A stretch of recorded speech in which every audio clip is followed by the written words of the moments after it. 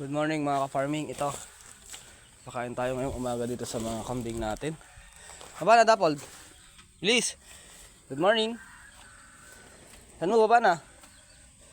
Dito ka sa taas. Lalagay kita dito sa taas para lamang na lamang ka. Lika rito. Huwag mong takbuhan. Iakyat kita rito. Yan. Diyan ka. Yan. Para lamang na lamang ka.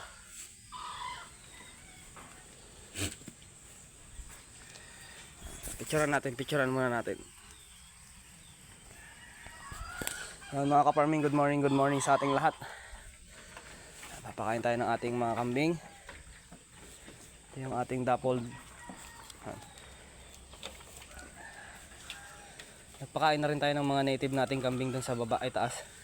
Yan sa taas dyan. Pinakain na natin yung mga native. Yan si Dapold, oh. Pantuwa si Dapold, marami siyang pagkain. Pwede mo nang kainin yan. Ha. Si Dapold. Para makapili siya ng pagkain niya na gusto. Ibigay natin yung pagkain na gusto niya. Yan si Tagpi. Umagang umaga ay kumakain ng ating mga alagang kambing. Last 6 pa lang pasado. Last 6 pa lang. Tingnan nyo naman. Kasi pangit, hindi pa daw nakita ng mga kasamahan ko kung ito ba ay naglandi or what. Ito lang yata ang hindi possible buntis eh. Okay na rin yan. Bubuntis din yan.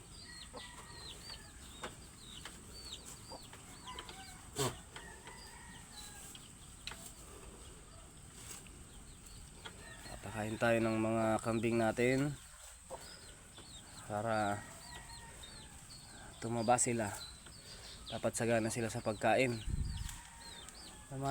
Saganang dapat sila sa pagkain para maging mataba yung mga kambing natin. Everyday nagpapakain tayo ng iba't ibang damo. Pag nandito ako, iba't ibang damo pinapakain ko. Pero pag wala na naman ako, nasa trabaho na naman ako, wala na naman. Kung ano lang yung nakuha nila na damo, yun na lang naman ulit. Dapold, dito. Kabila, Dapold. Ito. Ito sa kabila. Ito sa kabila. Ayan, oo. Ayun mo yan. Dami yan.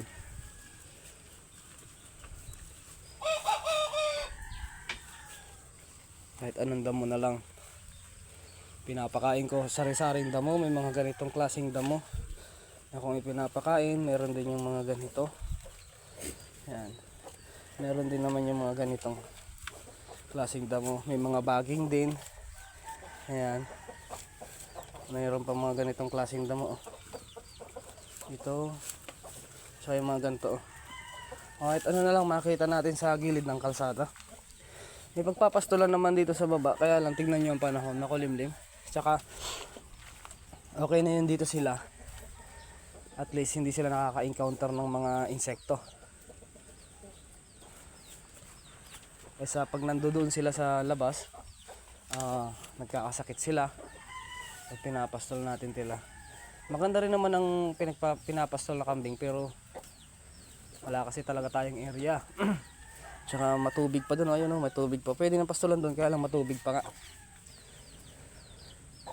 Tsaka matrabaho din. Hindi katulad dito, kukuha ka lang ng damo, lalagay mo dyan, maganda naman yung kulungan natin, yung pakainan nila maganda naman, kaya kumbaga nakaset na, talagang ano na lang, nakaset na yung kulungan nila.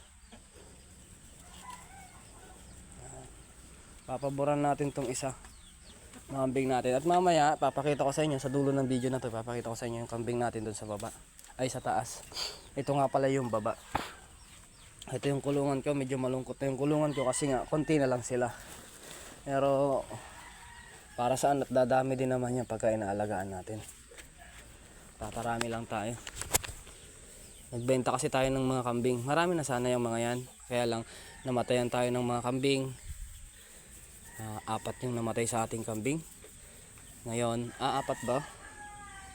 Dalawa doon kay Tagpe, apat, anim, pito. Pitong kambing ang namatay sa atin pala. Pitong kambing ang namatay sa atin.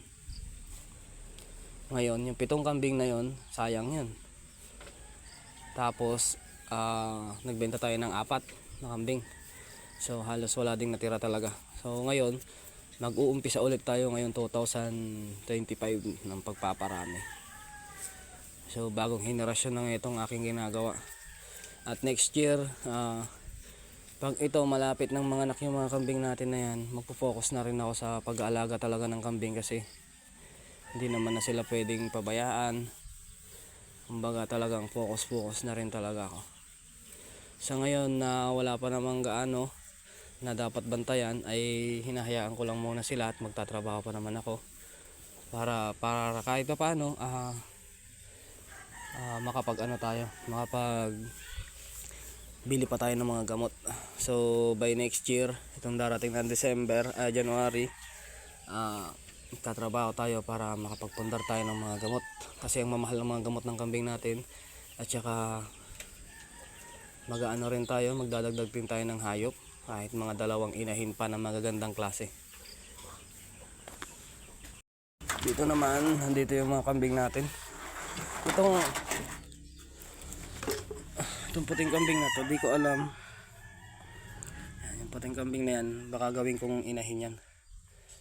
Ito. Pagagandahin ko yung katawan niya. Kasi payat siya eh. Pero yung tumbulog na to, pangkatay yan. Yan ang kambing nating native.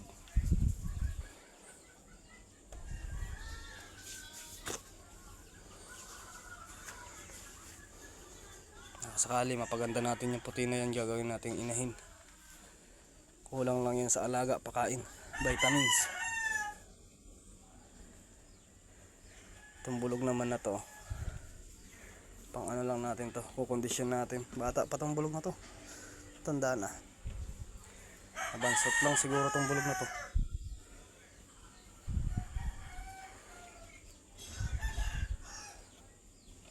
Lahat ng mga native, papalis natin itong mga kain na to. Lahat ng mga native, i-ano natin, ito natin lalagay. So, dadami din to.